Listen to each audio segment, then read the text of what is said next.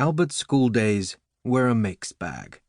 Sometimes he was a model student, and other times he would drive his teachers crazy. Albert began attending school in 1885, when he was 6 years old. This was the age at which all children were required to begin their education in Munich. His parents enrolled him in a school called Peterschule, which was close to where the Einsteins lived. Peterschule may have seemed like an unusual choice because it was primarily a Catholic school, and Albert was the only Jewish boy in his year.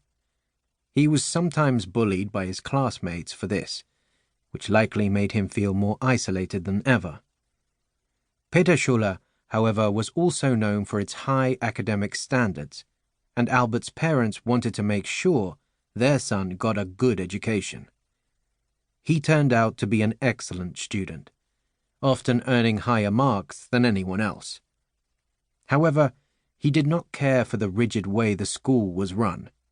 Children were expected to be as obedient as soldiers, which simply did not fit with Albert's way of thinking. Nevertheless, he kept quiet and generally stayed out of trouble. In 1888, after 3 years at Peterschule, Albert began attending a different Munich school, Luitpold Gymnasium. He took many different courses and again earned good grades. He was not particularly keen on all his classes, though. He did not have a great interest in Greek and Latin, for example. He did, however, enjoy receiving instruction on the Hebrew language and the Jewish faith in general.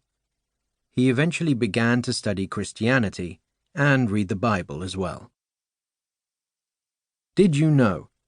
At the time in Germany, the word gymnasium didn't mean a place where students had gym class, but rather a school that prepared students for college. His favorite classes were those involving mathematics and science. He would learn about the branch of science called physics when he was a little bit older. Through his theories in physics, Albert would make his mark on history. He also spent a lot of his free time studying maths and science. This not only put him well ahead of his fellow students, but sometimes ahead of his teachers. By the time he was just 14 years old, he had a firm understanding of calculus, an advanced form of mathematics that most people never grasp in their lifetime. Rebel without a sock. Albert was known throughout his life for his quirky ways, and one of his most famous was his unwillingness to wear socks.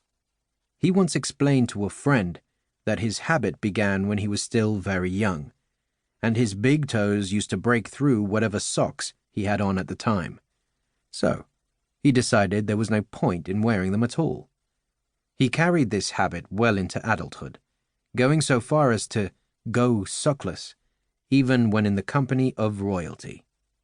In such situations, he enjoyed the fact that he was engaging in a small act of rebellion, yet one that went unnoticed by everyone but him.